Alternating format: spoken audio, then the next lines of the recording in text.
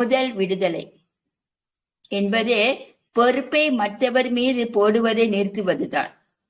நீங்கள் தான் பொறுப்பாளி.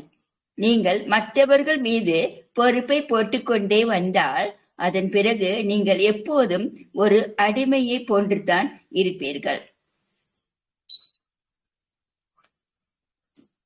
நம் மன திருப்தி தான் நம்மை உயர்த்துவதும் தாழ்த்துவதுமாக இருக்கிறது. எந்த துன்பங்களையும் தகர்த்தெறிய தெளிவான மனநிலை இருந்தால் போதும். அவரவர் பாதையில் அவரவர் செய்வதே சிறப்பு. ஞானம் பெறுவதற்கென்று உறுதியான திட்டமோ முறையோ தேவையில்லை. உங்களுடைய மனம் முழுவதும் துன்பத்தை உண்டு பண்ணும் தொழிற்சாலையாக இருக்கிறது என்பதை உள்நோக்கி உணர்ந்தாலே போதும். அதை ஒரு பக்கத்தில் இருந்து மறுபக்கம் வரை பார்த்து புரிந்து கொள்கிற போது ஒரு மாற்றம் வரும். உங்கள் பார்வையை மிகச் சரியாக உள்நோக்கி திருப்பினாலேயே போதும். மனதின் பயனற்ற தன்மையை உணர்ந்து மனதை கைவிடுங்கள்.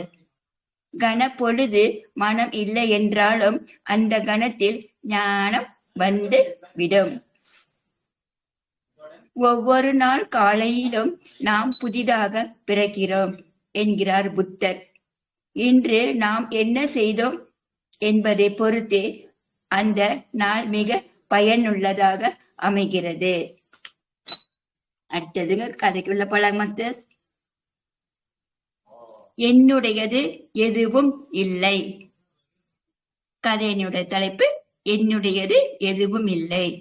புகழ்பெற்ற குரு ஒருவர் தன் சீடனே உண்மை ஞானத்தை உணர்ந்து கொள்ள பற்றற்ற ஓர் அரசனிடம் அனுப்பி வைத்தார்.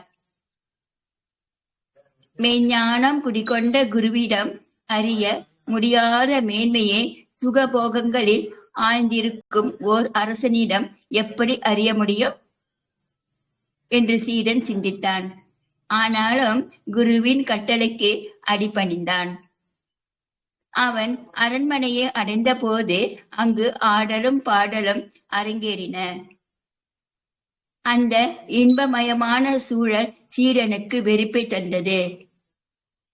வரவேற்று உபசரித்த அரசன் அன்றிரவு அரண்மனையில் தங்குபடி வற்புறுத்தினான். அன்று இரவு முழுவதும் சீடனுக்கு உறக்கம் வரவில்லை.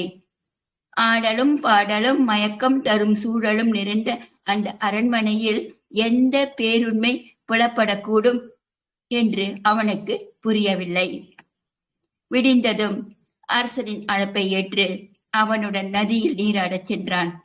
இருவரும் நீராடிய நேரத்தில் அரண்மனை நெருப்பு பற்றி எரிந்தது. அதை பார்த்த அரசன் சிறிதும் சலனமின்றி அரண்மனை முழுவதும் தீப்பிடித்து எரிவது தெரிகிறதா என்று கேட்டான். அரசே, அரண்மனை எரிவது குறித்து எப்படி உங்களால் இவ்வளவு அமைதியாக சொல்ல முடிகிறது அப்படின்னு கேட்டான் அந்த சீடன். எனது மாற்று துணி எரிந்து கருவதற்குள் நான் அதை மீட்டாக வேண்டுமே என்று கூறிவிட்டு ஓடிய சீடனின் சிந்தையில் ஒரு கேள்வி எழுந்தது. நான் ஓர் அற்ப ஆடையை காப்பாற்ற ஓடுகிறேன்.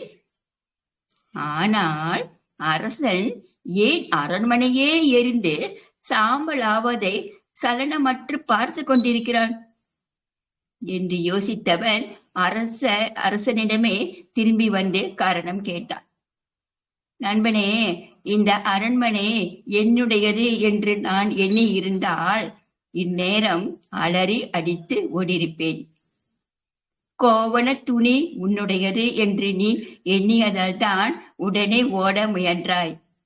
எதுவும் என்னுடையது இல்லை என்ற எண்ணம் உனக்குள் கண் விழித்தாள்.